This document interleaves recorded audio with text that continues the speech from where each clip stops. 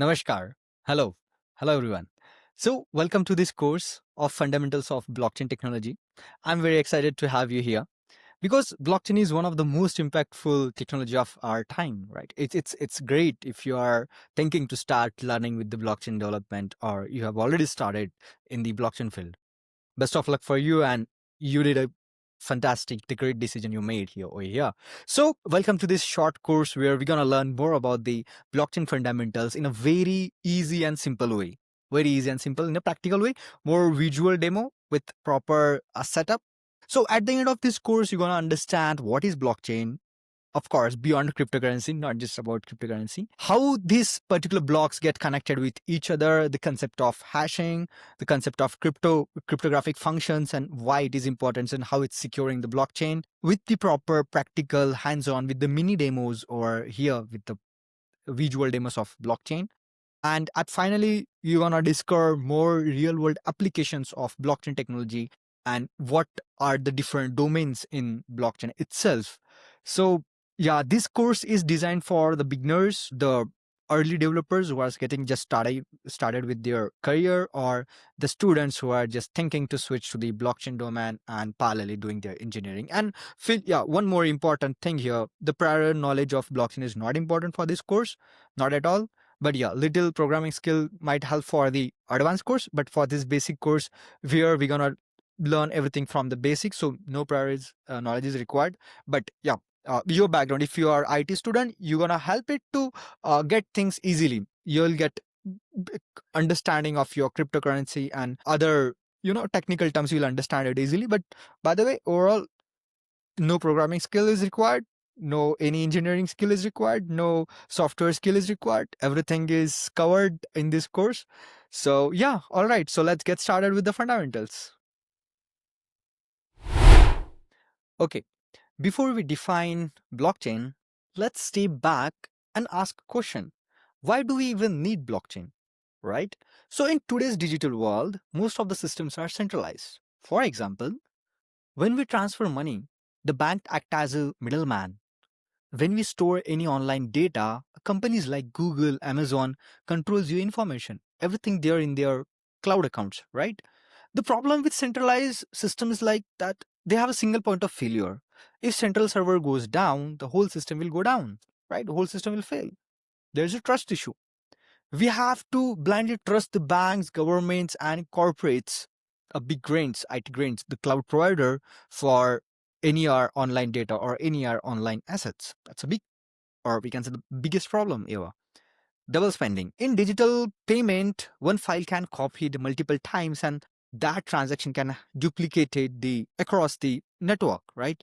That could be a one big problem. There is a trust.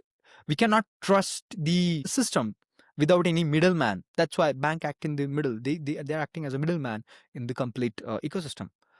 So blockchain will come into the picture to solve these problems.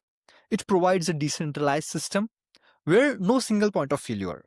There is no single point of failure or organization where they will act as a middleman. So here you need to trust on your maths, cryptographic functions, and the network topology. So you have the dependency on the ledger where the systems get distributed across the network. So it brings the three major benefits. First one, transparency. Anyone can verify the transaction because all the transactions will be there on the ledger. Second, immutability. Once the data get added into your blockchain, no one can change it. So that's the immutable ledger blockchain promises. And the most important, security. It's nearly impossible to hack the entire network.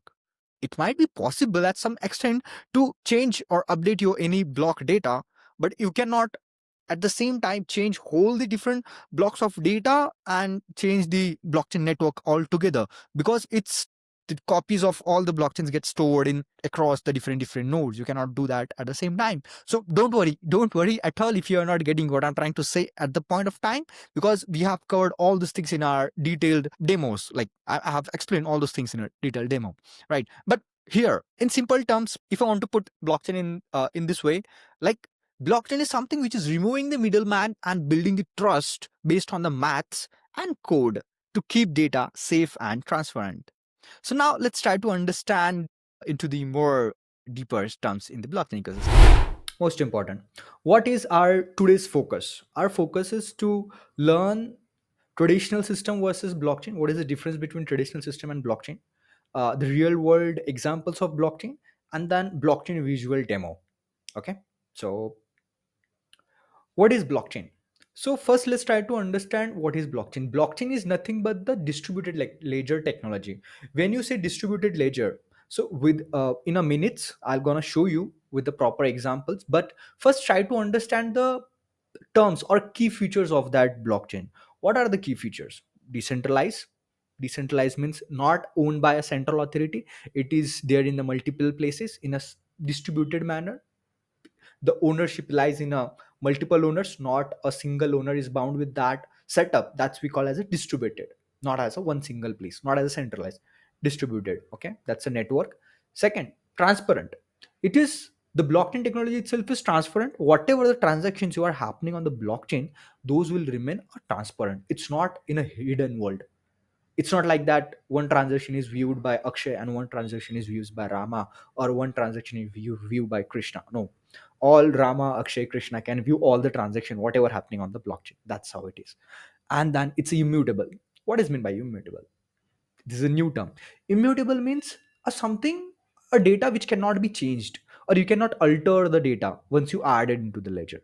That will remain unchanged. When you add anything in the blockchain, it will remain always there. It's not going to change anyhow. That's we call immutable. And secure. Most important, obviously, if the data is immutable, so we promise at the same time, if someone changed anything, will give a big alarm to the whole blockchain. Hey man, this is something which is tampered. So that's how it is secured as well. And in technically there are a lot of cryptographic functions, digital signature concept, hashing concept is implemented inside blockchain, which will make the complete ecosystem secure. That's how we call that secure itself. Okay, now let's try to understand the difference between the traditional banking and the blockchain. So this is the one specific sector I have choose to explain you the overall blockchain concept. But blockchain is not just limited to the banking. Okay, so this is a simplified way to explain you. Just remember this key point as well. So in today's world, the banking sector is a central authority like RBI or any private bank. Those all are central authority. Okay, but in blockchain there is no central authority. It's a public authority. There won't be any central owner of any particular network. Okay, transaction fees is high. Okay, so whenever you are trying to do any transaction from cross border transaction, they will charge you a lot. And even if you want to do big amount of RTGS, they're going to charge certain amount on top of it. Okay, and but in blockchain the fees is lower, and of course this vary based on blockchain to blockchain, but it is much lower, and it has a cross border transaction. You can transfer that currency from any continent to any continent. It's not like I cannot transfer my money from India to US, so you can transfer those things. That's the flexibility or functionalities features is provided by the blockchain.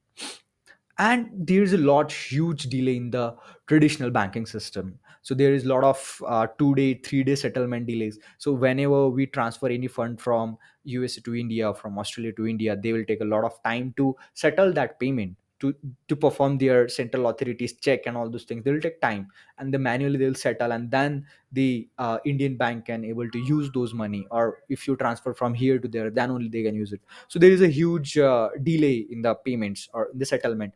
But here is no delay in the settlement. It's within a minutes or seconds, your currency gets settled, and one account is in India and one account is in USA or in Australia. They're gonna settle immediately based on their once that account gets synced, or once that transaction gets synced on the ledger, right? So it's on a runtime. There is no delay. And here of course there is a limited transparency. Transparency is limited because it's centralized, so they don't want to transfer, they don't want to give a transparency like how many transaction is happening, which kind of money they are using for their own purpose, and which kind of money they are giving, storing as a treasure, and how they are using their money. It's completely hidden.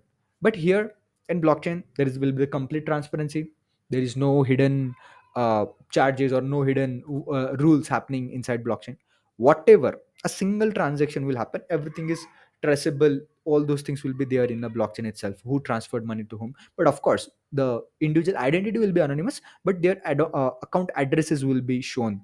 From this account this transaction is happens, from this account this money, the number and all those things will be there. And most important, single point of failure. Central means if one thing goes down, everything will go down. That's how it is, single point of failure. But in distributed network there is no single point of failure. If one goes down, other will pick it up. So they will make sure that it's 24 by 7 up and running, it won't go down in any circumstances. Okay, but until and unless there is a huge natural situation, but uh, environmental situation, apart from that there will be the always uptime for the system. So here are a few real world examples of blockchain. I'm not talking about the use case now. This is an example of blockchain. So Bitcoin is the digital money which is get launched in 2009. So Bitcoin is the first example of blockchain. Then Ethereum came, like smart contract platform, where we can say the programmable cryptocurrency, where you can program your currency, we can program your smart contract, program the complete application, dApp, and all those things. So Ethereum is a very big platform which given a next level, stability in the blockchain ecosystem, and it's contributing in a like the big scale in the blockchain ecosystem. Supply chain management. So there is a Walmart food tracking system is a real example which is using the supply chain blockchain system to manage their inventories and manage their supply chain goods and all those things. So this is comes under the private blockchain sector. So I'll explain you in the further course as well. Healthcare. Inside healthcare there is a patient records management, or we can say electronic health record management system. This is using for managing the patient record, managing the doctors, managing the data inside healthcare and all those things, giving some rewards, incentives and all those things. So this is the one use case. Voting, very important, very very important. So a lot of fraud is going in the current traditional system. In, like, so many people, so always some one of the other people used to say that, yeah, this is not a proper voting mechanism. They have a control of the uh, that government is always controlling the voting system and all those things. So we can have a decentralized voting, we can have the voting blockchain based voting ecosystem, where individual is going to vote and those things is not going to tamper by any chances. So here we have that voting system as well, and this everything will be runtime. There will be no delays. Whatever you will click, immediately it's gonna affect on your blockchain as well. So that's how we can use it. So this is very high level and most famous, you can say, use cases, but there are many more. Now it's a good time to understand our blockchain, like in a proper visual diagram we'll try to understand. So when we say blockchain, so it's a this blockchain word itself is divided into two small words, block and chain. So combining these two terms we can say a blockchain. So let's try to understand in this video what is block and how it is forming the blockchain. Okay, so let me go to this particular site. Okay, so I have already opened this one. So here, thanks to Andrew for creating this particular project. So thank you so much, buddy. So here we're gonna use his project for our understanding. Okay, so before going into the block, before getting into the block term, let's try to understand what is hash. Okay, so of course in next video I'm gonna explain you in much detail the encryption and all those description part. But first, basically, let's try to understand what is hash over here. So hash is uh, a simple cryptographic concept where you can type anything, let's say hi Akshay, and they're gonna give you one a fixed size uh, ASCII value, or we can say a fixed value string, numeric, some varchar string. Right, I'm trying to explain in a very general term. Okay, so simple. Hashing is one way function. Give input, take output. You cannot do the decrypt from hash. You cannot predict your actual input. That's very tough. You can predict, but it's very very tough to generate your do the reverse order. So what always we do, and what is a one feature of hashing mechanism is here. So now I have given here hi Akshay. You can see the sequence is 358D. Okay, just remember 358D, and then again I type here hi Akshay dot dot dot dot three dots. So now This is changed to 8d8f, 8d8f, right? So now if I go come back again, so I'm able to retrieve my original hash, which is 35d8d, right? So let me give you again 358d. If I just remove y, it's showing d7, d7 a7, right? If I add y, again I'm getting 35d8. So what I'm trying to portray here, for same input you are always getting a same output. Okay, just remember that for same input you will always get the same output. Cool. So that's how we will define, we can change the inputs multiple time to get the fixed sort of hash or fixed number of hash. Okay, so this is one way function. You cannot go back, you cannot generate the actual data from this. And it's a one more property, very interesting property. If you even change a single bit, single character into your input, the whole output is drastically going to change. More than 50% of character is going to change it at all. And one more thing, you can type the same data multiple times. Let's say I can write a complete JSON, a whole library over here in a multiple places, hi Akshay, multiple times. So still it will give me the fixed string. Okay, so still it will going to give me the fixed set of string. Cool. So this is all about hashing. Now let's try to understand more about block. So here we have a one single block. What is meaning of block? You can see here the block number, nonce, data, and then here you can see just observe this hash now. Very interesting part here. Now here you can see we have 0000f. Why this 0000f? And this color is also green. What if I added anything over here? Oh my god, color got changed. I just added high and it's turned into the red. Oh, why it turned into the red? Because, so the logic is here, what we are trying to do here, we change the sequence. Our expectation is we need hash in a 0000 times 0 format. But now when I added this, it got changed. Okay, so it got changed. So what I will do now, I will generate the hash similarly where I need 4 times 0.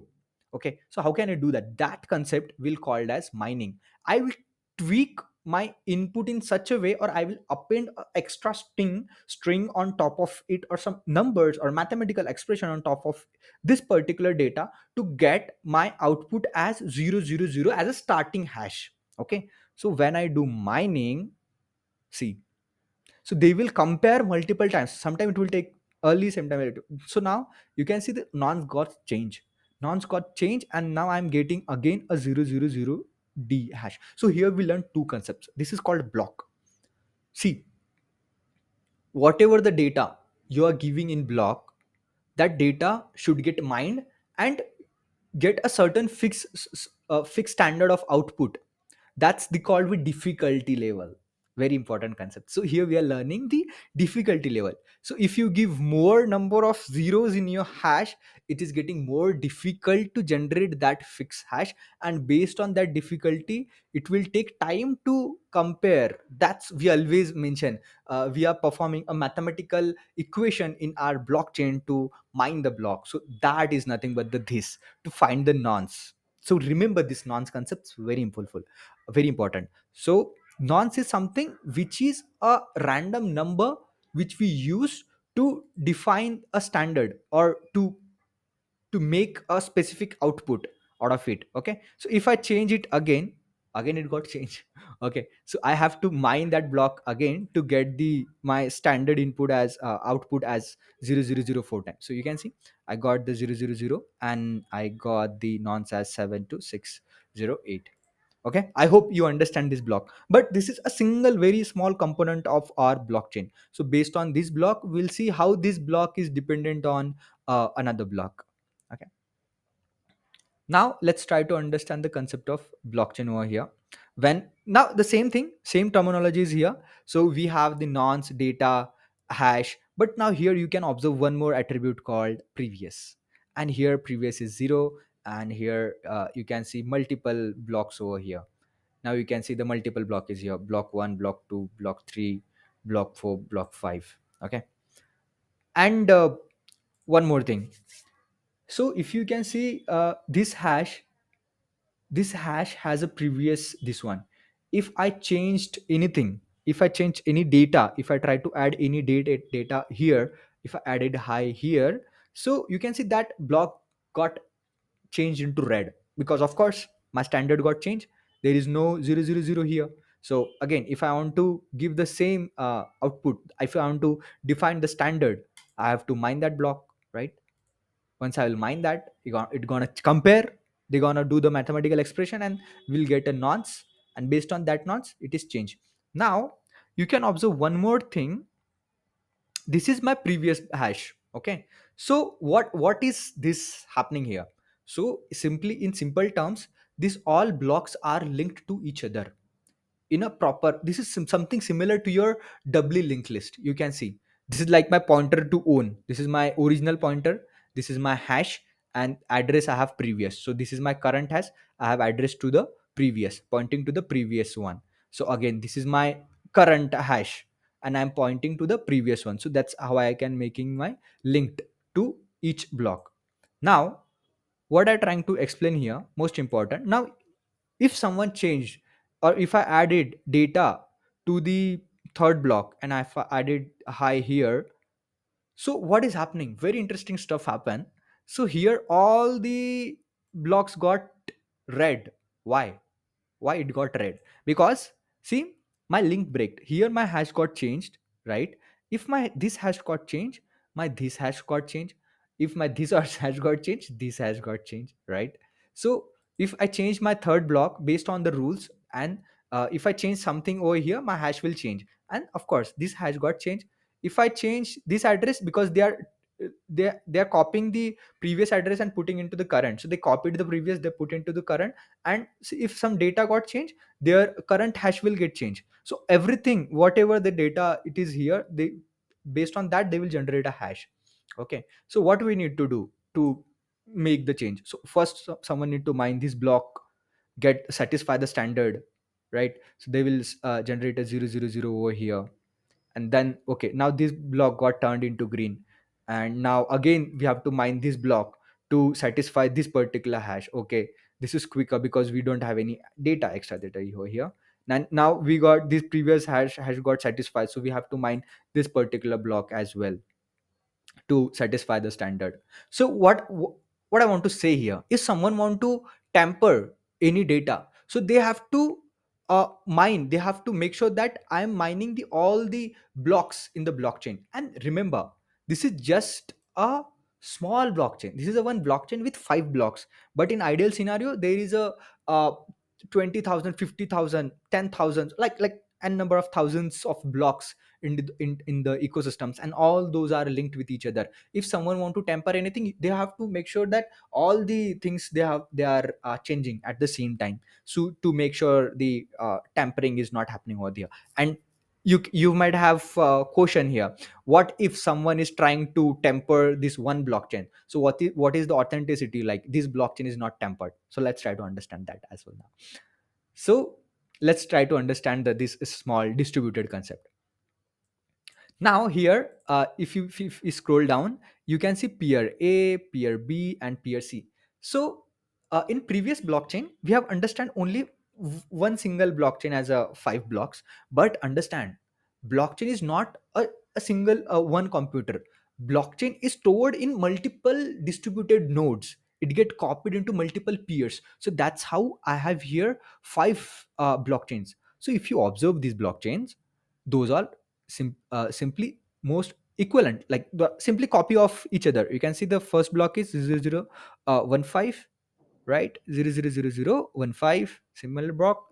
And then if you check here, if from C go last here, fifth one, 000E4B.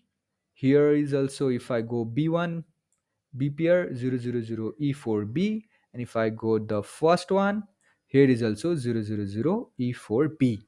You can see all three pair has the same blockchain. Okay. Now, how to check that? How to check that always I have the same blockchain or not? always we have to compare the last hash, because in previous explanation, blockchain explanation, you have seen if I changing anything, all the links got changed and my end hash will also change. If I change here also anything, let's say if I change something over here, if I add here add high, so you can see my end hash got changed. It is now 10 ea, right?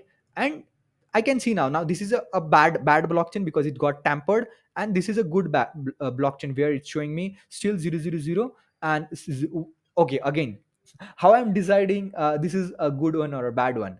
Based on majority mostly. Now here my democracy come into the picture. This one is showing some different data, and this two blockchain is showing me the same data, so I will trust the majority. Okay, this two is showing me the same data, so that's how I will say, yeah, this particular blockchain is the real one or is the valid one, and this is the bad person or bad blockchain, this is showing me the wrong data.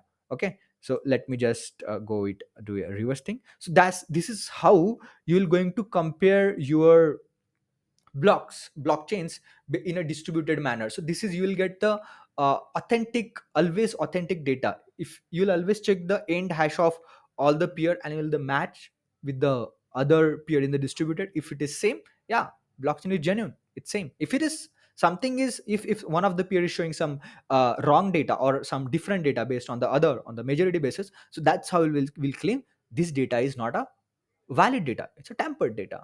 Okay, so this is about the blockchain. And one more thing, now you can claim here I'm adding multiple datas, but how I can manage my transactions, or how the transaction will get added over here. So let's try to understand that as well with the tokens concept. If I go into the token, so it's the same thing whatever we did in the distributed, it's similarly the same, like three peers we have, but instead of data we changed in a structured data. Now this data is a proper transaction data. Okay, you can see here I have the nonce, I have a transaction, and in a proper this $25 from Jersey to uh, Bingley got transferred or something like that. Sorry if I pronounce it wrong, but yeah. So this is the transactions. Here we have a similar block, and of course, so it's not important to have same number of transaction in same block. It could vary and it could be empty as well. So that's completely fine. Okay, so that's how we have a different variations, and all these three has a same data. So now what exactly we are trying to portray over here, if this particular person is showing x transaction from x amount is transferred from A to B, and what if we change the uh, we showed that from how this particular got the balance, or from where this individual is getting the currency, is it fake or no, it's not. You cannot create the currency into the thin air, it's completely the maintained by the chain. You have to mine it and you have to get rewards, or you'll have to get it transferred from some other another account. That's how we are tracing everything. So that's how we can trace back. So if you go back from to the previous block, so in this previous block we can check what transaction has happened, and all those things we can track here. So if you change any single data, or any single point will change, any transaction value are trying to change, so all the blocks will going to change, you can see. Similarly, data is data, you are doing it from a transaction or in single uh, text format, right? It's gonna change it. So that's how you will make the authenticity.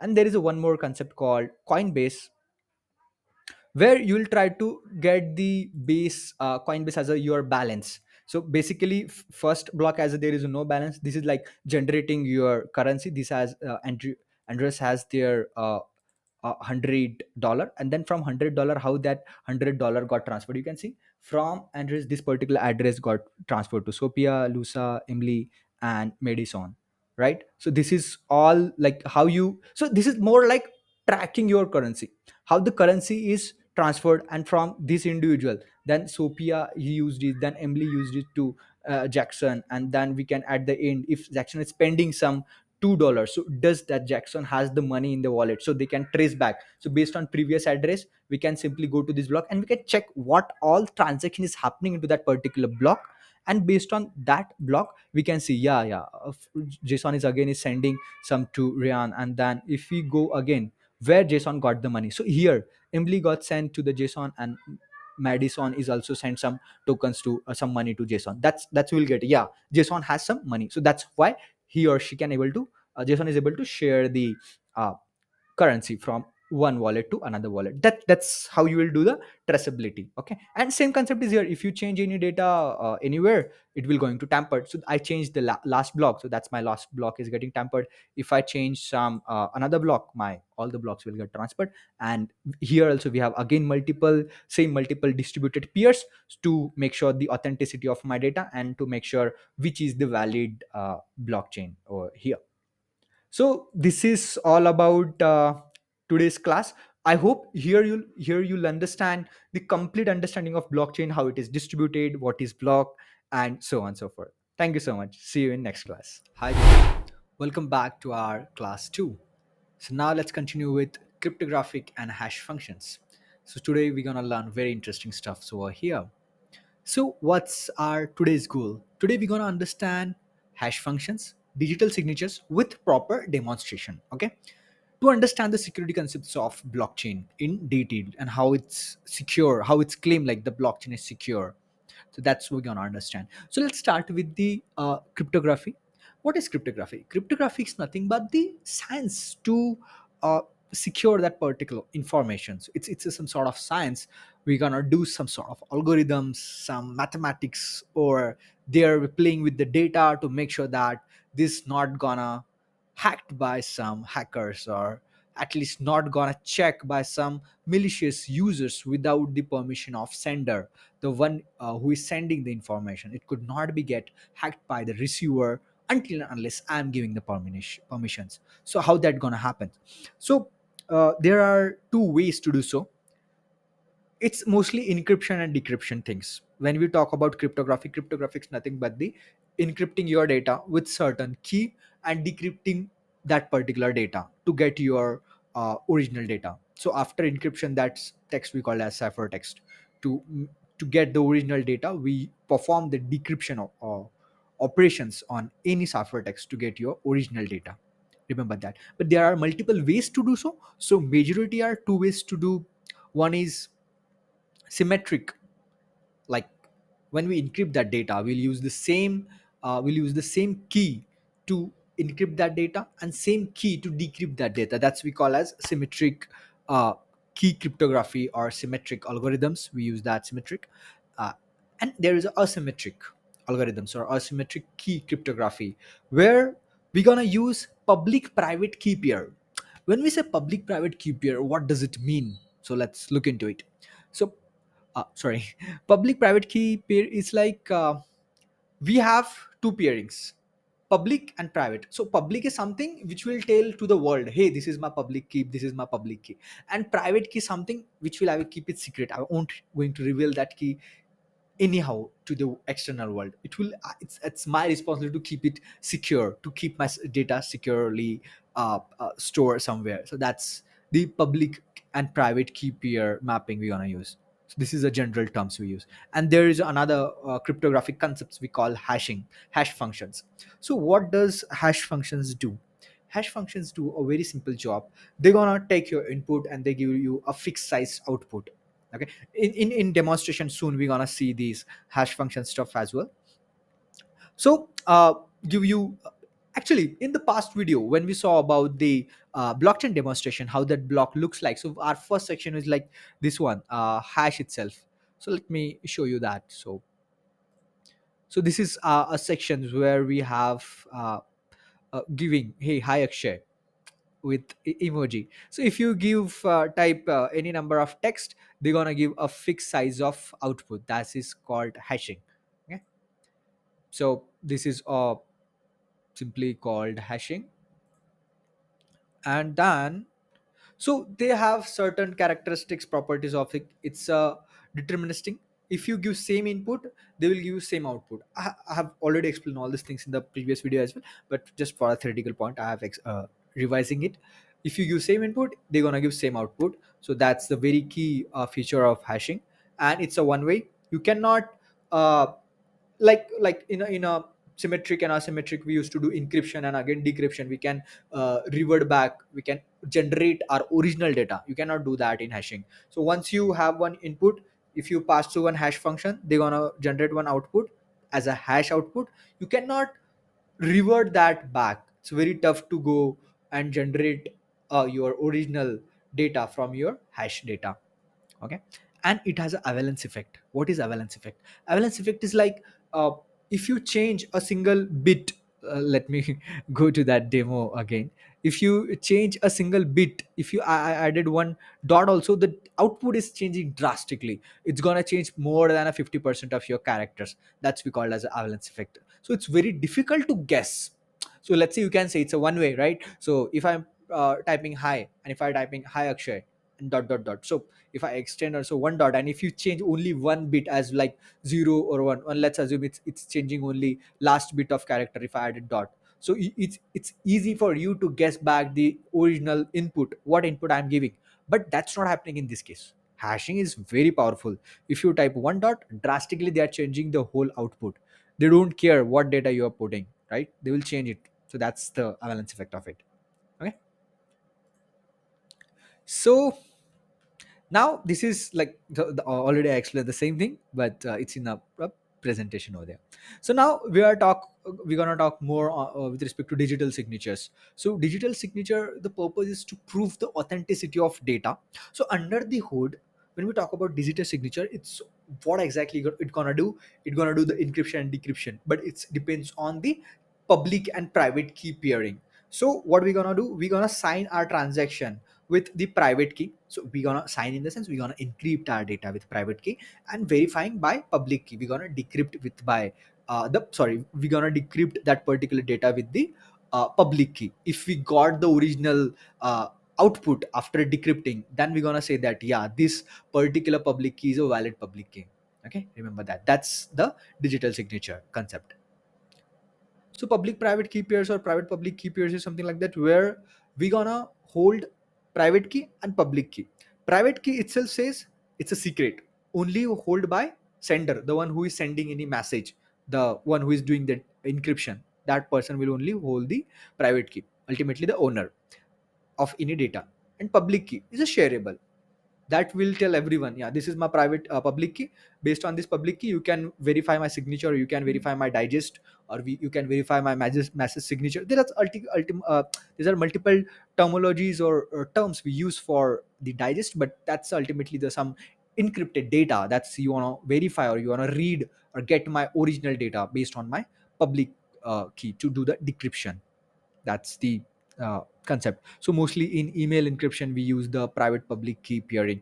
In our blockchain also we use that. So there is a very interesting concept called Merkle tree. So I want to add this particular term. So what is Merkle tree? Merkle tree is now I just explain hash. Hash is something which is pass any data, it will give you the hash. Okay. So whatever we added multiple transaction in our blockchain, those will act added as a hash. Each transaction will have their ultimate hash. So we have one block. We have already saw the proper visual representation of block and how it works. So let's try to understand a little bit in a theoretical point of view as well. So when we talk about block, so block has multiple transactions. So how it has the multiple transaction, and you have seen the each block is getting their own block hash as well. So that block hash nothing but the root hash of your Merkle tree. Okay, so how will get that? So hash A, hash B, hash C, hash D is nothing but my transaction one, transaction two. They're gonna combine with each other. So there could be, for representation, we are representing a tree. I'm just showing the hash A and hash B. There could be hash A to hash n number of hash, and they are combining the two, and they are combining this. So similarly, they will two hashes be going to combine to form a one single hash, and again they will combine these two hash to the one single hash. So such a way they will going to combine the leaves root. All the leaves is going to combine to form the node, and all nodes is going to form to combine the root. So that's how my Merkle tree gonna form, and this root we're gonna use as a my block hash, or as a main hash for that particular block. So this is an important concept, that's why I've added it. So please remember that it's an important one. Okay, now it's time to do the demonstration. Okay, let's go jump to our demonstration one. So here we have a very interesting stuff. Now what we're gonna look at, as we have just mentioned in the PPT, we have talking more about the public and private key pairs. So here I have the private key. I can generate a 1 2 3 4 private key, and it is giving me the public key. So this public key is derived using private key. Remember that we are deriving the public key based on my private key. So whenever I will pass my private public key, so the individual should able to generate or able to verify my signature. Okay, so now let's generate a proper well defined structured private key. Okay, again this demo is by Andrea. Shout out to Andrea, thanks buddy for this awesome demo. Now let's go to the signature section. Here we have, hey, hi Akshay. Hi Akshay, how are you? I'm good. So they are saying, we have here one message called hi Akshay Kurhekar. Okay. So uh, I have now what I'm going to do.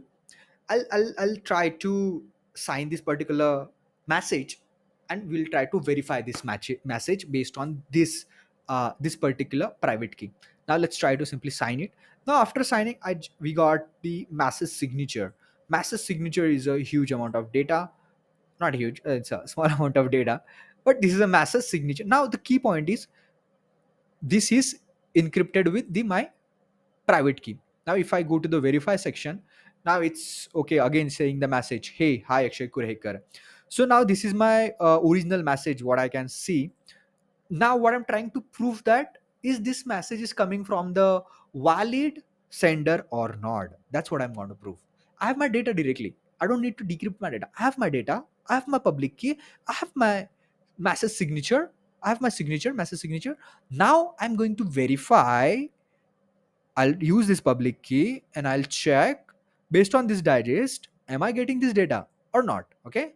If we get that data, I'll just turn this block into green. Oh yes, this is the same data.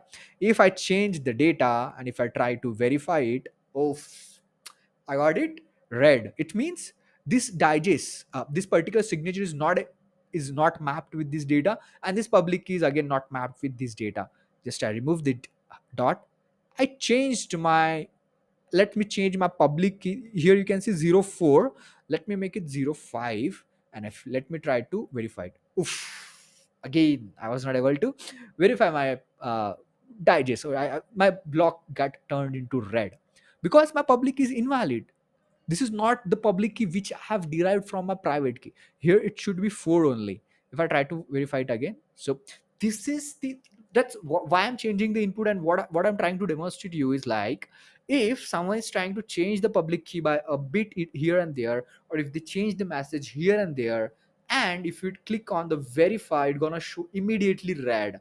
If it's valid, if it's so, what does it show? It shows like this message owner has the private key, right? If they have a private key, that's why I'm getting a valid public key, and due to that valid public key, I was able to decrypt this digest and found that yes, this is a valid data. I match this signature is responsible for this data only. That's I was able to verify, and my block get turned into green. So now this same concept, how can we implement in blockchain? Let's try to understand it.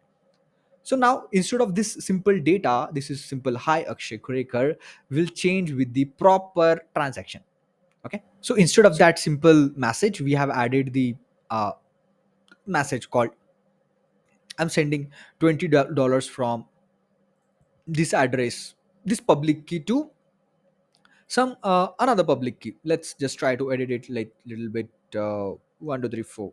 Okay, this other public key. Now here we are not talking about the names. Here we are giving public keys from this to this, and let's try to sign this particular data with this private key, and this is my private key. I'm committing this particular transaction over here, so I'll sign this data. Okay, I signed it. I got the master signature. Now let's try to verify it. Now this verification side will happen through the ledger one, the one who is trying to verify my data on my blockchain. So they can verify it based on my public key. Now here, this is my public key. In my signature, I mentioned I've transferred this data from this public key to this public key. Okay. So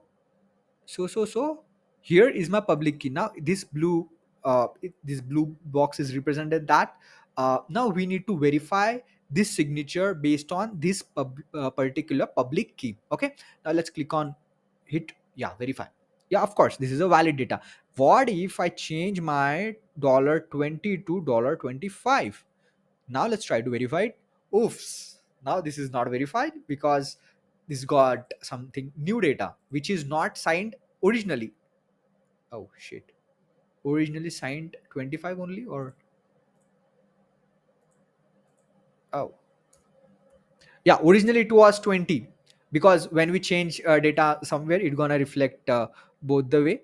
But originally original data was 20 only. If I change my data to 20 and let's try to verify, yeah, it's getting turned into 20, because when I signed it it was a $20, right? So similarly, if some public key got changed from 9 to 0, if I changed here between 8 and 7, there was originally was 9, now I made it 0. So it again it's giving a wrong public key. Now if I turned it back to 9, it's giving me the valid public key. So this is a simple concept of transaction, how it will look into the transaction.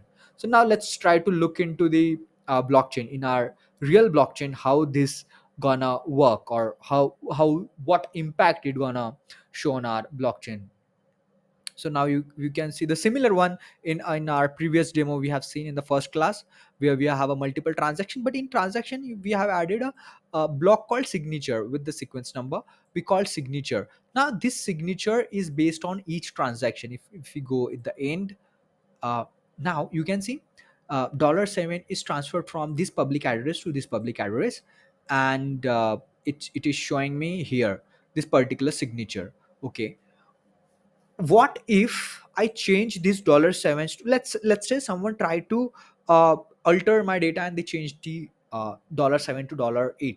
Okay, now you can see the two things happens. Observe things clearly. My block got turned into red because my hash got changed, right? They are not following the standard. In previous video we have mentioned like they should follow the standard 000. My data got changed, my hash got changed because my Merkle tree got changed, right? So that's how my hash got changed. So now, and one more thing happened, I changed my data, so my digest is also get changed, my signature is changed now, right? It got signed immediately, but my signature is changed because this particular block don't have the private key to sign that particular transaction. Only the person who holds the private key can sign the transaction. If let's say somehow the miner is figure out to remind this particular block, and that block, let's say they were able to solve the nonce and get that block in the original state, then what happen again? Sometime it takes a lot of time to mine this particular block based on the nonce and based on the standard. But what ultimately gonna happen? Yeah, good. My block got turned into green, but the obvious thing is they were not able to match the digest, they were not able to change my signature, because this particular miner don't have the private key to resign that particular transaction. No one can sign the transaction. The only person who has this public key, the person who has a private key paired with this public key, can only sign the transaction. That is ultimately the owner. Okay, so if we change it back to 7, then only again of course it gonna hit me mine because I changed the data, I remind it. Now let's try to mine it again, because now I've changed it to the original one. So what exactly I'm trying to show here, what exactly I'm trying to demonstrate. So we are using here cryptography, public key pairing mechanism, signature mechanism. Oh my god, damn. So this is taking a lot of time, so it's got my prompt. Anyway, so what I'm trying to say, we are using here cryptographic functions, public key pair mechanism, digital signature concept, hashing concept to secure my transaction. Now you can see no one can change that transaction until and unless the owner is trying to resign, and owner cannot resign this particular block transaction. Okay, because it's already committed in the ledger, it's this data is showing over here, they cannot change it. So this is the concept about blockchain, of using the and making our transactions secure with respect to digital signature with cryptocurrency and with hashing concept. So this is all about today's video. So if you have any doubts, any comments, feel free to message me or feel free to drop comments in the video. Thank you so much. See you in the next video. Jai Hind. Hey, hi there. Welcome back to our class 3. So today we're going to learn more about consensus mechanism. So what is consensus, why it's important for network agreement, and there are focus point. We'll focus more on proof of work and proof of stake. Today in detail we'll try to understand with proper demo as well as usual. Yes, with proper demo visualization, with the proper visual effect, we're going to understand the proof of work, and then the same line I'll explain the proof of stake as well. So this is very important. Consensus is the most important part of our blockchain, because due to consensus only we'll make sure that yes, whatever the data is coming in my ledger is a valid data or not. Okay, so let's get into it. So what is the basic problem? So there is a one term called Byzantine general problems we have. So I'll try to give you the chronology of how it. So this is not an exact problem, but the overall problem is simply you can say like there is a very great problem called a double spending problem. I'll explain in a minute, but let's try to understand. Let's say uh, in a college group we are creating one some project, right? And we have, let's say, 10-20 people's working on a same project, right? As the same classmates working on an online project or something like that. And we have to make sure that each one of have worked on it properly. Okay, they have did their a piece of work, they have contributed that particular things in that project. So how do you going to agree like on what work has been done? Okay, so how what will be the condition to make sure that whatever the work I have assigned or what is the my problem statement, it gets completed? Is it in a done state or not? What are the parameters for that? That's what I'm trying to say in that first statement. How do you prevent someone who's trying to claim that yeah, I'm already submitted the work, but they have not, right? They never submitted it. So how to solve that problem? And most important, how to make sure that each and every one they have a same version of it. Like let's say the Akshay, Rama, Sita, and all the other people as working in the same project. Akshay updated the piece of code, and is it the same code Rama is also working on it? Is it the same code Sita is also working on it? Is it the same code Krishna, Radha is working on the same code or not? Right? How that consensus is going to happen? How we are make sure that they are always using the same copy of it? So this is essentially the challenge. We have the similar challenge in a blockchain itself, because here we are dealing with the thousands of unknown participants worldwide. All users are anonymous, we are not trusting each other, we don't know who is the individual on the blockchain, right? But ultimately they are putting some data from their side, we are putting some data from our side at an individual level, and then all that data getting consolidated in the one blockchain to form the big blocks. So in a form of transaction, our data is obviously. So how to make sure that whatever the data we are getting in the blockchain is a valid one or not? Okay, so that's how the consensus come into the picture. So let's try to understand why consensus is critical in blockchain. Okay, so very first thing, in traditional mechanism there is a trust body. Let's say for example bank, government, these all are central authorities. Let's say in banking example, bank is a trust authority. We have to trust the bank because they are controlled by government, they are controlled and regulated by certain rules, right? So anyone can trust that particular blockchain. Oh, sorry, let me open my pointer. Yeah, in traditional system bank, government act as a trusted authorities. Okay, in blockchain there is no central authority. Just trying to understand the comparison. In traditional mechanism we always have a trust body, trust authority. In blockchain we don't have any central authority. Participants don't know or trust each other because all are anonymous, they don't know each other, they won't trust each other. So need a way for stronger to agree on what's true without a middleman. So here we are trying to find out whatever the data is coming that is true without verifying that data by some any third person. We don't need approval from third person. Within the system, within the blockchain, we are trying to say that yeah, whatever data is coming, if it's on the blockchain means it's a valid. Okay, that's our ultimate agenda. And here is a one in the early video I mentioned, there is a one big problem called double spending problem, where we are trying to, because it's a now digital money. Okay, So there is a big difference between digital money and physical money. Physical cash is a physical cash. You can check that node, so there is a no problem of copy pasting, right? But in digital money there is a big problem of copying, right? Because the digital assets can get copied easily. So how you will make sure that this, without consensus, someone could spend that same money twice, right? Let's say for example Akshay has the one bitcoin, and shit.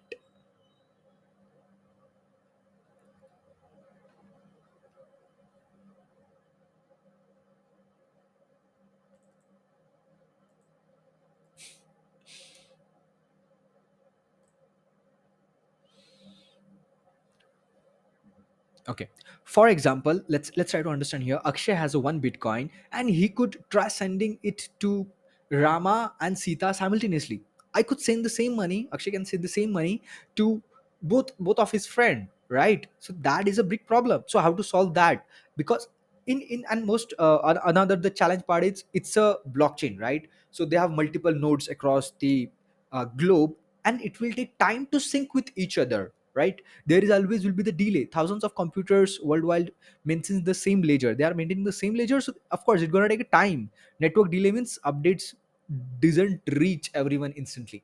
If there is even a one single second of delay to sync that ledger, and if some at the same time someone is committing the same thing, duplicate, or they are trying to spoof some transaction, that could be possible, right? So how to make sure that no one is trying to overlap my data or override my data, everything is in sync properly.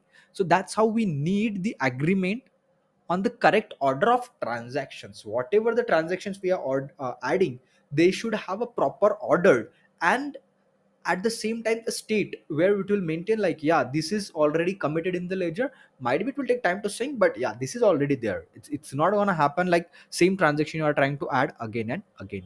Okay, so now what consensus mechanism solves? Primarily, let's focus on this. So they're gonna solve the four primary goals over here.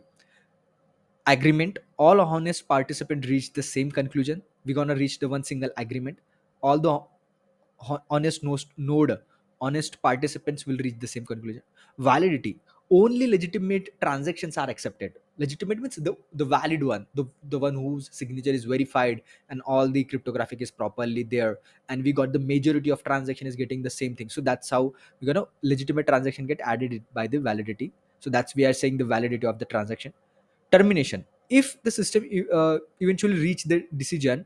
So termination in the sense like, let's say if someone is doing some malicious, so based on the decision that that particular node can get thrown out of the network, or we can declare that as a malicious network, and we can conclude it as a faulty node or something like that. That's the termination we are talking about here, based on the event and the reaching the decision. Fault tolerance, now here most important thing, system will work even though if some participants are malicious or offline. Of course it's a internet. Let's say we have thousands of node, and then it, of course it's a possibility like there will be only few nodes are up and running, or fewer are malicious, or few are offline. So in even considering all this scenario, still my concerns will reach, that's we called fault tolerance. There is a fault, but we are tolerating that fault, considering all these concepts as well. So that the power of consensus is, this consensus is helping us to make sure that we will reach the agreement, we'll get the proper validity of transaction, we are terminating the malicious users, and our system is fault tolerant at the same time. So here I'm just trying to give real world analogy here a little bit. So think of consensus like a classroom meeting where we are trying to solve the problem of where, let's say we class decided to go to the field trip destination. That's like when we have to decide what should be the my destination for a trip, right? So how we used to decide that, few can say, few can participate in that particular we can say decision making, few might not be interested, they might, few might say the wrong information, they can lie as well. So the solution is simply we'll do the proper voting mechanism, the based on the honest majority wins. The despite of bad actors will be, of course bad actor will be there as well, they might lie but they want to be the part of trip, but they said yeah I'm not coming, and immediately they'll end up coming in the trip, right? So those kind of students will be also there. So simply what I'm trying to say, despite of the malicious users, will reach the uh, consensus, will reach the agreement, like what is the majority, based on majority decision will be made, right? So that's the same part is applicable for blockchain as well.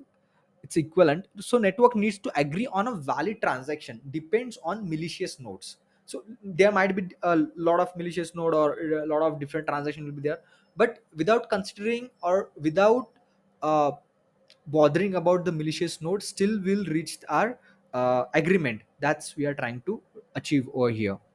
So the economic side is also there. So what is the economics of trust? Traditional system is a trust based system. When I say traditional is a trust based system, in the sense there is always a one body for a regulation. For example, bank. Trust is expensive, like trust is of course expensive. You have to send, it's a complete central, there is a single point of failure.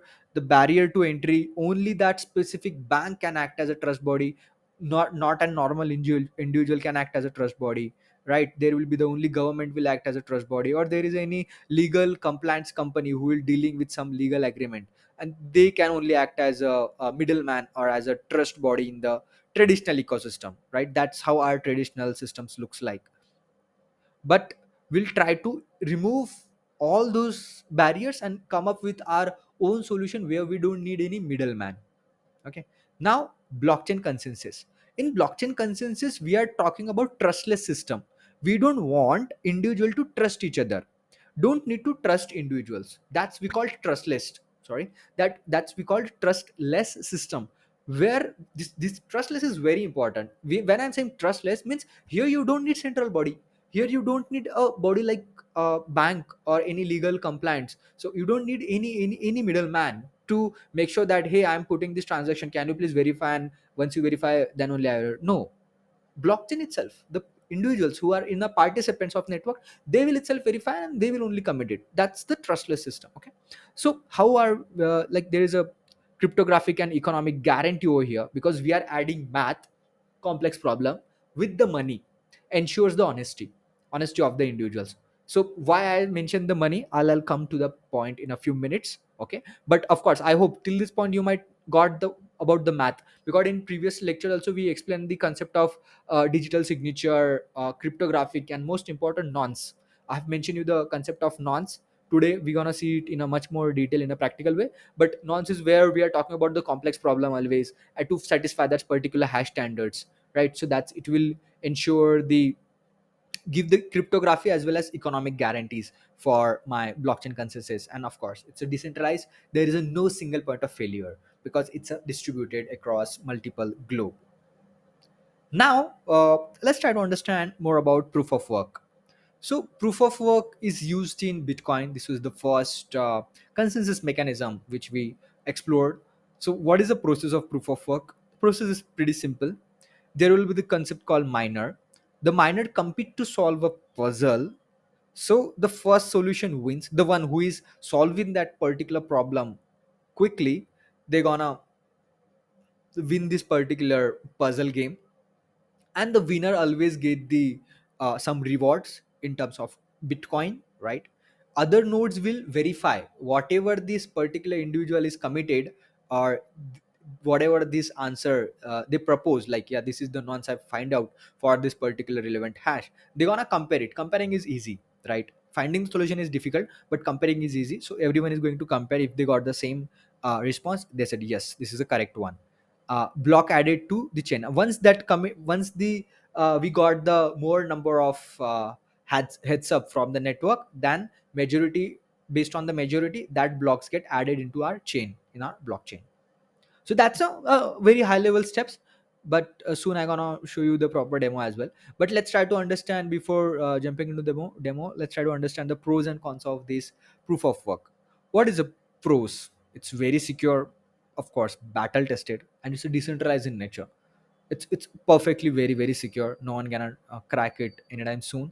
And it's a battle tested one where it's tested the multiple field, the multiple pushes, or we can say uh, pen testing and all those great mathematical complexities we have given, and we tested that yeah, this is the consensus which is perfectly suits for the blockchain use case. But there is a cons. What are the cons? Consequences are like it's energy consumption, because we are talking about solving complex problem yeah, in terms of mining, so it will take a lot of energy.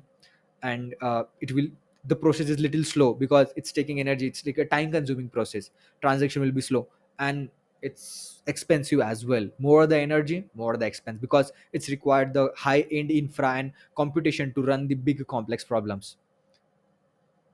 Now let's talk about the mining process, where mining is something which I already mentioned here in the Bitcoin. Miners compute to solve the puzzle.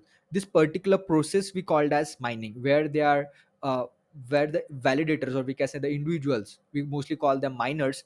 Miner is going to mine the block. Okay, so now it's a demo time. So we know the concept called, let's try to understand two terms here. Nonce could be something, a random numeric value, 0 1 2 3 4, something like that, which is compared with respect to this hash. You can see here 0 0 0 0 0 here, four zeros. The standard, I have already mentioned this in our previous classes. Based on this based on the standards, we're gonna generate my nonce, right? And here is my hash.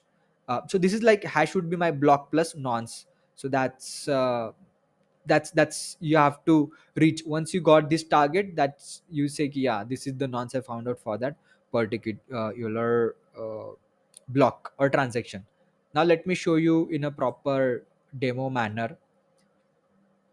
I hope you can see my this screen properly. So here I have created a simple React application. What exactly we gonna do here?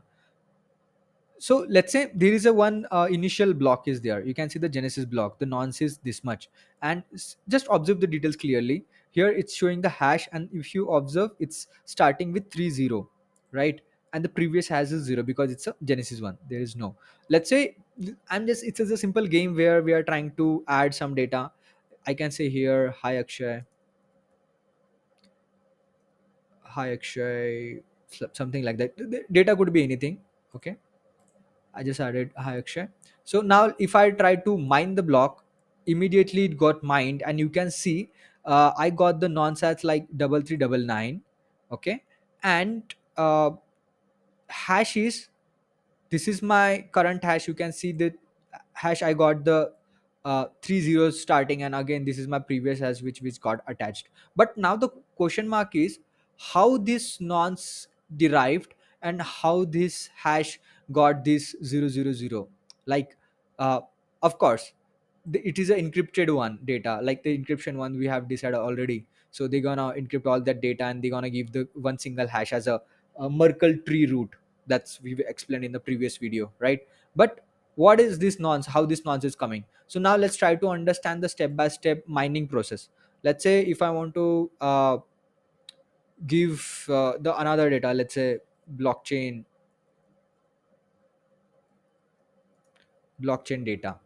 Okay, 0 1, something like any command we can see. Now let's click on step by step pu. Okay, so now happening here, this is a new block just came up here, where I'm just trying to give you the proof of work visualizer. This is a proof of work visualizer, I called it. So difficulty layer, now you can see I have added the difficulty layer is like three. Three must start with okay, hash must start with 0000. So difficulty level is 3. But in ideal case, this difficulty layer could be like 16 zeros, 8 zeros, 20 zeros, 32 zeros, something like that. More the difficulty, it will take more the time to compute. So okay, let me give you this one. So if I click on step, now you can see my current nonce is 1. If I click again, it's 2. So what exactly I'm trying to do here, this is what exactly miner will do. They will randomly change the nonce sequentially. They will change the nonce, and based on the nonce they will check is my hash. Now you can see here starting it's only 3D825, something like that. There is no 0. So we need such hash which will give 3 times 0. Okay, and how it is possible? So what we are doing, we are mapping these nonce plus this hash again and again we are adding and generating a hash which is containing 0. So we need to keep changing my nonce until and unless I'll get some 0 over here. So I have to always keep this changing my hash. Now you can see just in previous I got 0 2 something like that, right? So similarly this way I'll always keeping changing. So this we call a problem. This is my puzzle. I intentionally created the demo to show like how exactly this mining process happened. So this is how exactly we called as a complex problem. So I'm clicking this manual step by step button, right? Now you can see current nonce is 32. At nonce 32 I got 038. I one 0 is satisfied, but still two more zeros to go. Okay, so still I'll try to hit multiple buttons, tuk, right? It will go a lot of time. So see, the hash calculation will happen in some this way. So it's like hash.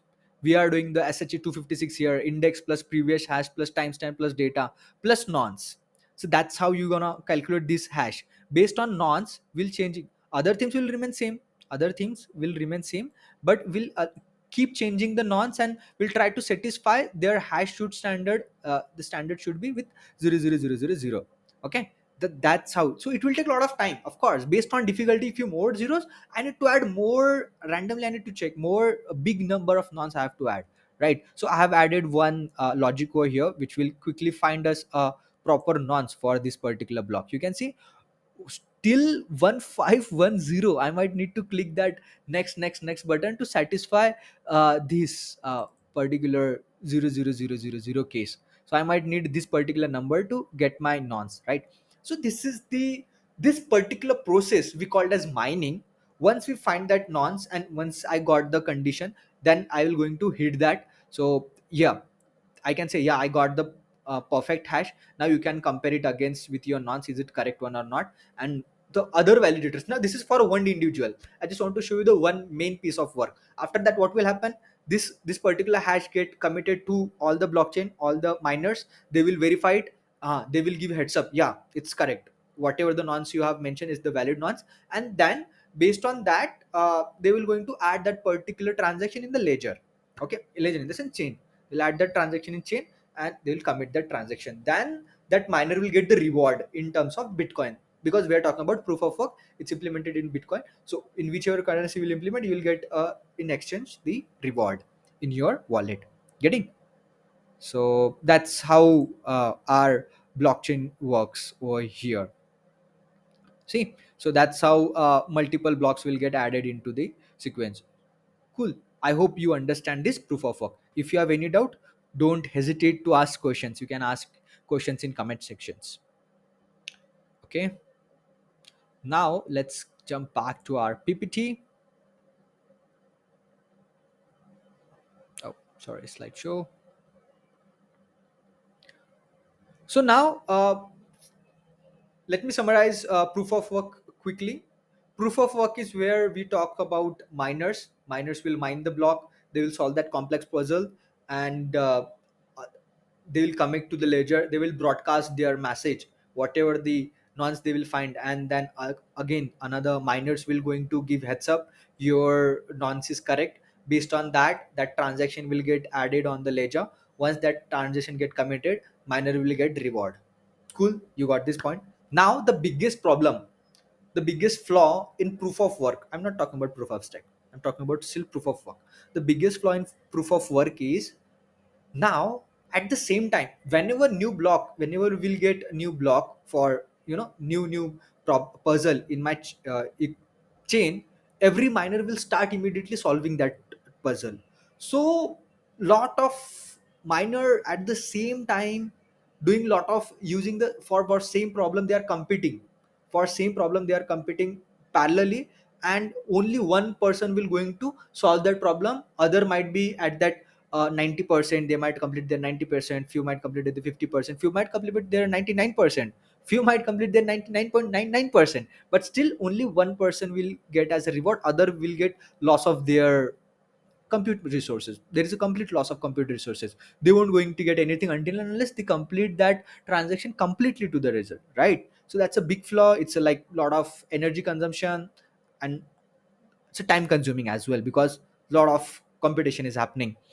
So Ethereum. Ethereum 2.0 come up with a very interesting consensus mechanism that we called as proof of stake. What happened in proof of stake? The process of proof of stake is very simple. They have a validator stake tokens, and based on the validator, they will going to random selection of block creation. They'll create that block, and they will get the reward based on the stake. Okay, they will get the reward based on the stake. Cool. So what does this mean exactly? Let me try to explain you with respect to this differentiate table with the key differences.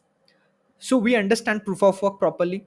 We say we understand that nonce based cryptographic puzzle we have in proof of work, right? Here we don't have such cryptographic puzzle. Remember, there is no cryptographic puzzle in proof of a stake. Proof of stake, what happened? Now we have already the validator nodes. Validator has their stake in the sense, they will hold some ethereum in their wallet. The one who has the validator node which has a, sorry, the the one validator node who has a more money in their wallet, they will get a chance to create that particular block. They'll get a chance to verify that block and sign that transaction.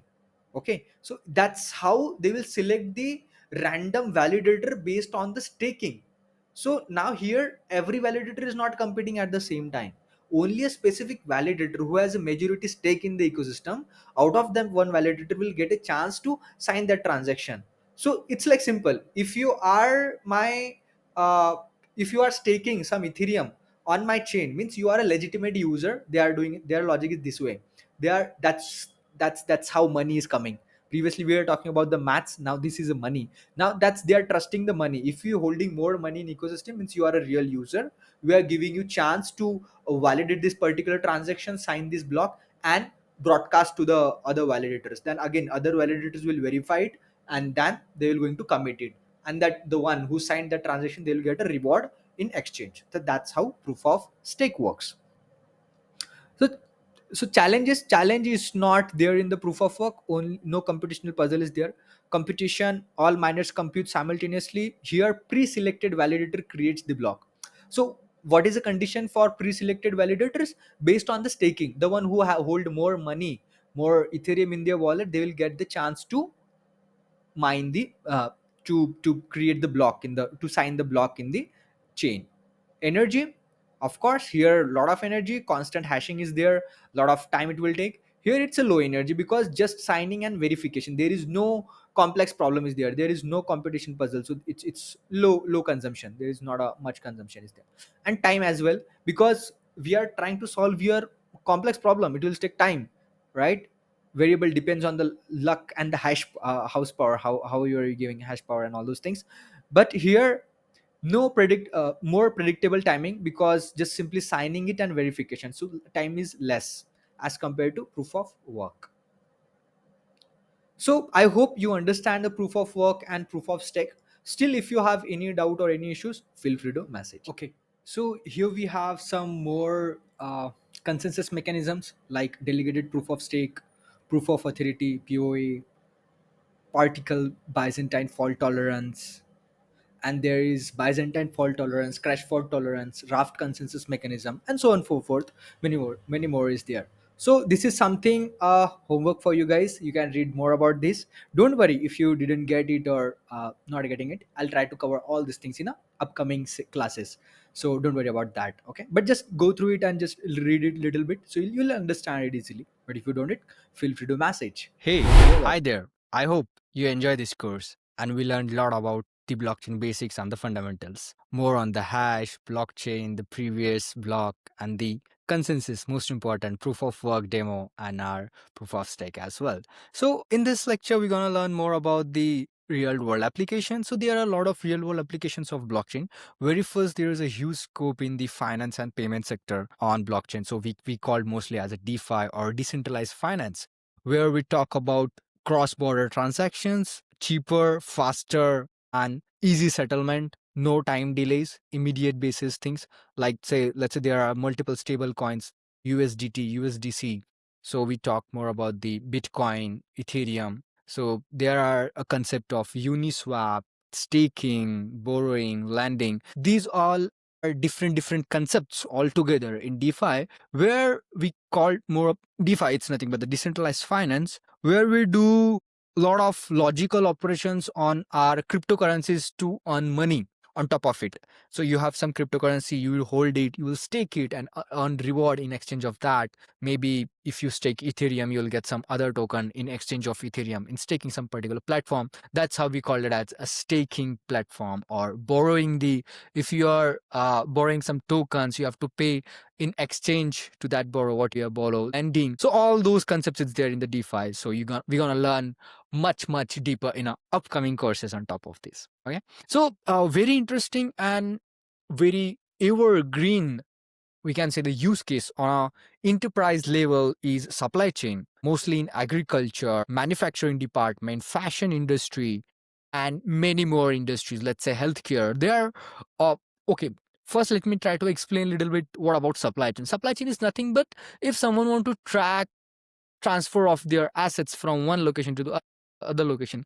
For example, coffee beans, mango, seafood, or any other farmer drugs. These all items has their own journey, right? With respect to their processing, with respect to their harvesting, with respect to their packaging, or with respect to their some chemical formation, right? Or distribution. All this process end user need to know to understand their genuine and authenticity of that product.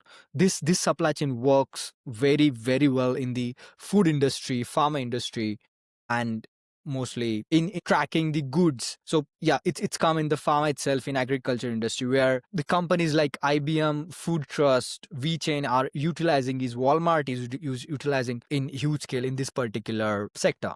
Now most important sector is healthcare. Healthcare to manage their digital records. As we know, we understand blockchain provides more on the security, traceability, and immutability, right? So to give more data ownership on the patient side, to make sure that whatever the data we are generating on platform, or the healthcare data is very important, right? It's very sensitive data. So we don't want to expose it on a open internet. We want to keep in a secure wallet. Let's say how we store our cryptocurrencies in our secure wallet, right? Similarly, we want to store the digital assets. Digital assets could be your x-rays, your sonography, or any your other healthcare data, or any other certifications might be required for your uh, healthcare stuff, right? All those can be stored in one place, in one secure wallet. That's and on top of that, some little bit monetization as well. If let's say the hospitals or researchers want to collect your some personal data for the research purpose, so in exchange of your data, they're gonna incentivize you, they're gonna give rewards, they can give some discounts on top of you for getting your data, right? So that's how things work over here. Very important in, so mostly we call it as electronic health record, blockchain based system stuff, or EHR stuff. Now these mostly come in public blockchain as well as private blockchain. So second use case is digital identity, or we call it as SSI, self-sovereign identity, where we are talking more about identity itself, but giving more control to the user. Here we have a concept called issuer, verifier, the one who is issuing the digital certificate for that individual, and the one who is verifying that digital certificate issued for that particular holder, and holder is storing that digital certificate in their wallet and doing zero knowledge proof. Zero knowledge proof is like proving your age without revealing your real age. That is a one example of zero knowledge proof. Simply, I will prove my ownership without revealing my real data. That's how it do. So it could be a one some regex. It could be a one equation, based on equation. Let's say your age is greater than 18 or not. If it's that's what I want to know, why should I reveal my real age? I'll simply say yes or no. That's it. That's fine, right? That's how it will do. So there are multiple things, like much complex one, and very important on the, so in SSI itself, the deed concept will come, the blockchain ledger will come to store your deed, to issue a schema, credential definition, to verify your document, and all those stuff. Now, this use case can apply for your medical record, can apply for your mark sheet, degree certificates. Like there are a lot of fake degree certificates in the market. We know that, right? There are a lot of use cases on that: fake doctors, engineers, constructors, and all those things. So this could be applied and multiple places for event certification or your course certification. A lot of use cases on top of it. Now, most important and trending one is like real estate and asset tokenization. So here we call as real world asset tokenization stuff, RWA, where you have one flat or apartment, and that apartment is going to convert it into digitalized form, meaning they'll create each flat as a 10 tokens or 100 tokens. So that tokens you can transact, you can buy, sell, you can hold that token, you can increase the demand of that tokens. And that's how it's similarly like how we hold our cash or how we hold our cryptocurrency. It's more like a stock market stuff. You have your asset, but that stock has a real value. They have an asset. Let's say there is a one flat which has a value. The real market value is like 10 lakhs rupees of that particular file. That's 10 lakh is so less. I know might be some 50 lakhs rupees, right? So now that 50 lakhs asset, as an individual, if I want to invest in that particular flat, or if I want to buy that flat, I don't have that much money. I need at minimum 50 lakhs to buy in real use case, or in ideal use case, right? So what is a real world asset tokenization concept says, like you can convert that particular 50 lakhs worth asset into multiple small tokens, right? So let's say you can convert 50 tokens for that particular flat, and each token can be as 1 lakh rupees, and I can invest that 1 lakh easily. That's how the tokenization is concept. The the uh, so the people who don't have more money to invest, they can invest a small chunks of it, and they can claim their ownership over there for their future use case. Because land, flat, and other agriculture sectors, or any physical infra which has real value, they are always appreciating assets. Their value will slowly gradually grow, mostly based on the demands and the where it's located, right? So, and if it's not grow, they won't go decline as fast as the other crypto things.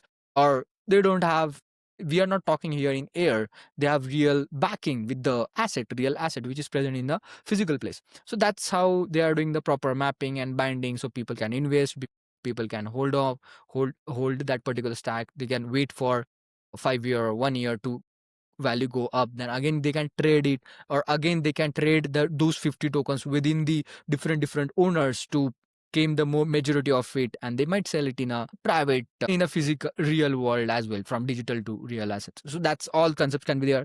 Multiple logical operations can be performed there to increase your reward, increase your money on top of it. So it's simple, like you're investing and you're generating money out of it, but with the real value, not as simply just a crypto in the air. Now, blockchain can be used very well for the governance and decentralized voting use case. Decentralized voting is my favorite one, because we know there is a lot of scam in the voting, and government always says like, this is a scammer guy, these are a scammer guy, they did this and that. So it's always good to have the, don't trust on anyone. You don't need to trust on that any government party or any regulations. You will trust on the system. You will trust on that particular math. You will trust on that particular cryptographic algorithms and all those things. That's we can do the decentralized voting and all those stuffs to make sure the real governance in the ecosystem. And of course, there is a huge industry for creators like me for creating NFTs, for creating small videos and converting into the digital assets, talking about royalty and game assets. So there is a section called DeFi game, where, or D games, where we can talk more about decentralized games to use in assets stuff. Or on chain game is there, where you are playing games in the blockchain itself, and earning some rewards in terms of tokens or in terms of any assets which is mined with that particular game. It's a big ecosystem over here. So these are some very use case, and there is one more very interesting use case which is initiated by the government of India. That's something we call as CBDC, like central bank digital currency, where that currency is owned by a specific countries, and that can be used to do the settlements, cross border settlement, or within the different banks using it to do the settlement in a less than 2 days or something like that, doing a lot of things in this case. So China, India, and other Asian countries are adopting it in a very huge scale. Now, blockchain is not bind with this only digital world. It is scaling in a wider sector. Blockchain can be combined with AI. Blockchain can be combined with IoT. Blockchain can be combined with the drone, the mesh network. So multiple drones flying at the same time, and each drone is trying to communicate with each other over a network in a secure channel without revealing their real identity. Or as a third person, I cannot know that who is talking to whom. So I'm not observing their any channel. There is no secret channel, or they are not talking on a certain frequency. So I can match the frequency, I can hear what they are doing. No, it's like a real wireless or Wi-Fi based or satellite based communication over there on the blockchain in a completely encrypted and secure manner. That's the advanced things is happening over here. Yeah, really. There is a one more interesting thing is like decentralized communication over here. So this is a part of decentralized communication, what I just mentioned with the drone, but with real handsets as well. So we can create decentralized social media, we can create a decentralized messenger. So there are endless use cases, but it's depend on the industry who is demanding it. It's not like that. One more thing, it's not like that each and every case demands the blockchain solutions. No, not at all. Each and every use case doesn't demand the blockchain solutions. It's come when you are dealing with multiple entities at the same time and you don't trust each other, right? And you have to make the transparency, you have to make sure that whatever the data we are generating on my ledger is very important, and it's very important for my future reference for auditing purpose. So then blockchain will fit into those use cases, right? So here we go. So this is all about this course. If you want to know more about my work, and then you want to learn more about me, feel free to drop message, and love to know your feedback about this course as well. So thank you so much. Bye bye. Jai Hind.